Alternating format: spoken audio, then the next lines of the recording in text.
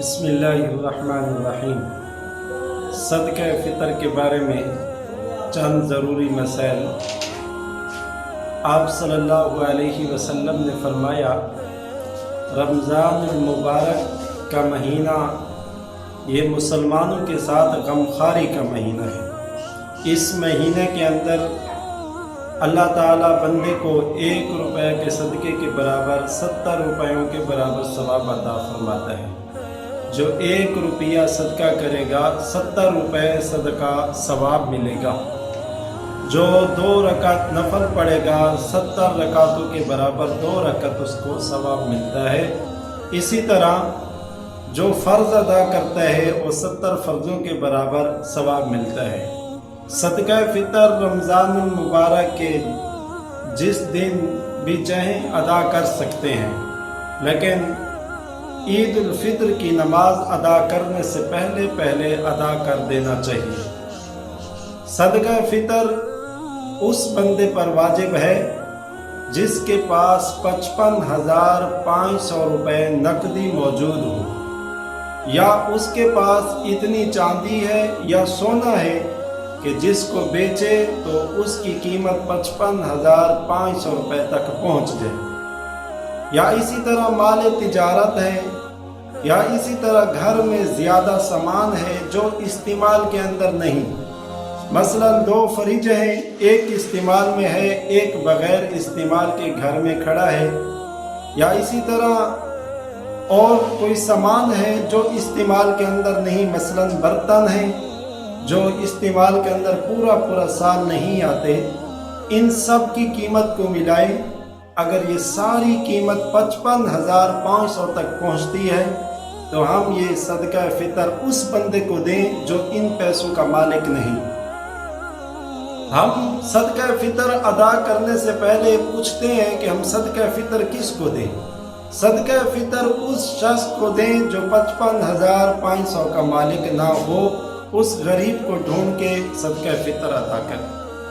صدقہ فطر کوشش کریں اپنے رشتہ داروں میں تقسیم کریں کہ اس میں ڈبل ثواب ہے، دگنا ثواب ہے۔ ایک صدقہ فطر کا ثواب ہے، ایک رشتہ داری کو جوڑنے کا ثواب ہے۔ اگر رشتہ داری میں کوئی غریب نہیں، مستحق نہیں، تو پھر اپنے پڑوس کے اندر سب سے پہلے صدقہ فطر ادا کریں۔ ایک صحابی رسول آپ صلی اللہ علیہ وسلم کے پاس آئے اور فرمانے لگے، یا رسول اللہ، میں اچھا کس طرح بنوں گا؟ مجھے کیسے پتہ چلے گا کہ میں اچھا ہوں؟ تو آپ صلی اللہ علیہ وسلم نے فرمایا، اپنے پڑوسی سے پوچھو، اگر پڑوسی تجھے اچھا کہتا ہے تو تو اچھا ہے، اگر وہ برا کہتا ہے تو تو برا ہے۔ تو پڑوسی کے بہت زیادہ حقوق ہیں، اس کے بعد پڑوسیوں کے حقوق کا خیال کرنا چاہیے۔ رشتہ داروں میں کوئی مستحق نہیں، تو پڑوسیوں کے اندر جو مستحق ہیں اس کے اندر، یا اسی طرح بیوہ ہیں، عورتیں، ان کے بچے ہیں، کمانے والا گھر میں کوئی نہیں، وہاں تک پہنچیں، یا اسی طرح مریض ہیں گھروں میں جن کا کوئی علاج معالجہ کا ذریعہ نہیں، ان تک پہنچیں۔ آپ صلی اللہ علیہ وسلم نے فرمایا، یہ مہینہ غمخواری کا ہے، ہم مسلمانوں کے ساتھ غمخواری کریں، ان کی غم تک، ان کے غم تک پہنچیں، جیسے ہماری خوشیاں ہیں ان کو بھی اپنی خوشیوں میں اس طرح مکمل اور پورا شریک کریں۔ صدقہ فطر کسے کہتے ہیں؟ فطر کے معنی ہے روزہ کھولنے کے یا روزہ نہ رکھنے کے۔ جب مسلمان روزہ رکھتے ہیں، 30 روزے مکمل ہوتے ہیں، تو اس خوشی میں صدقہ فطر دیتے ہیں کہ اللہ کا شکر ہے، یعنی یہ شکریہ ادا کیا جاتا ہے اللہ کا کہ جس نے ہمیں مبارک رمضان المبارک عطا فرمایا اور ہمیں اس کے اندر احکامات پورا کرنے کی توفیق عطا فرمائی اور روزے مکمل پورا کرنے کی توفیق عطا فرمائی۔ اس خوشی کے اندر ہم اللہ کا شکریہ ادا کرتے ہیں اور صدقہ فطر دیتے ہیں۔ صدقہ فطر اگر زیادہ مال اس کے پاس ہے، زیادہ ذو مال ہے، یعنی مال والا ہے، تو اس کو چاہیے کہ کشمش کے حساب سے مال ادا کرے۔ یعنی 1330 روپے ہیں، یا کھجور کے اعتبار سے ادا کرے، یا اسی طرح جو کے حساب سے ادا کرے، یا اسی طرح گندم کے حساب سے ادا کرے۔ کھجور کے حساب سے دے گا 3.5 کلو 1050 روپے، اور اسی طرح جو کے حساب سے دے گا 3.5 کلو تو 150 روپے۔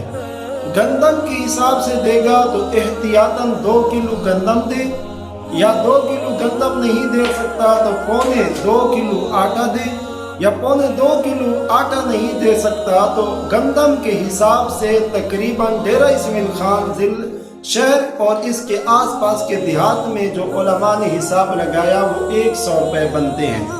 احتیاطاً 100 روپے دے۔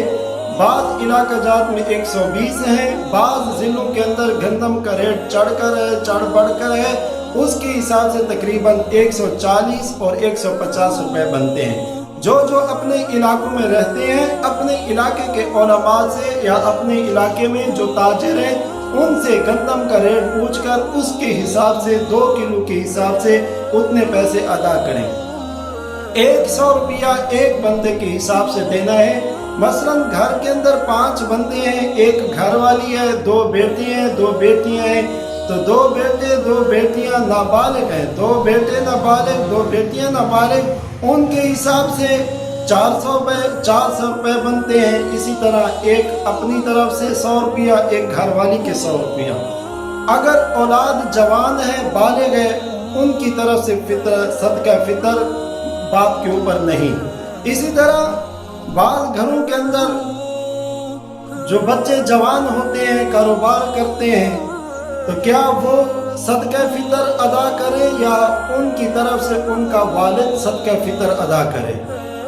اگر ان کی تنخواہیں وہ ماں باپ کے پاس جاتی ہیں تو اس کے والد کے اوپر صدقہ فطر ہے کہ وہ اپنے بچوں کا صدقہ فطر بھی ادا کرے۔ اگر وہ تنخواہ حاصل کر کے خود اس کے مختار ہیں، یعنی ان کو خود اختیار ہے، وہ جہاں چاہے لگا سکتے ہیں، تو وہ جوان اولاد اپنی طرف سے خود صدقہ فطر ادا کرے۔ صدقہ فطر آپ صلی اللہ علیہ وسلم نے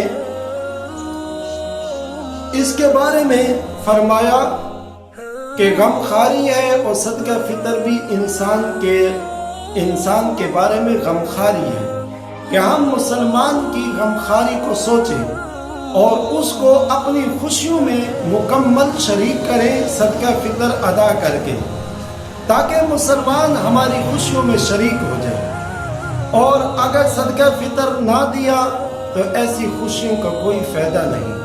جو مستحق حضرات ہیں وہ صدقہ فطر ادا کریں۔ آخر میں ایک مسئلہ ہے کہ مثلا عید الفطر نماز پڑھنے سے پہلے ہم صدقہ فطر ادا نہ کر سکے تو کیا نماز کے بعد ادا کر سکتے ہیں؟ ہاں، نماز کے بعد بھی ادا کر سکتے ہیں۔ اگر نماز کے بعد بھی ادا نہ کیا، کیا عید گزرنے کے بعد ادا کر سکتے ہیں؟ ہاں، اس پر صدقہ فطر واجب ہے۔ اگر وہ عید سے پہلے ادا نہ کر سکا، عید کے بعد ادا کرے، عید کے بعد ادا نہیں کر سکا، جب چاہے صدقہ فطر ادا کرے، نہ کرے گا تو گناہ گار ہے۔ ہمارے چینل کو سبسکرائب، اور اسی طرح کوئی مسائل آپ کے پاس ہیں یا آپ پریشان ہیں، ایسے مسائل ہیں جو آپ پوچھنے میں شرم محسوس کرتے ہیں، تو کمنٹ کریں، انشاءاللہ ہم آپ کو مسائل بتائیں گے۔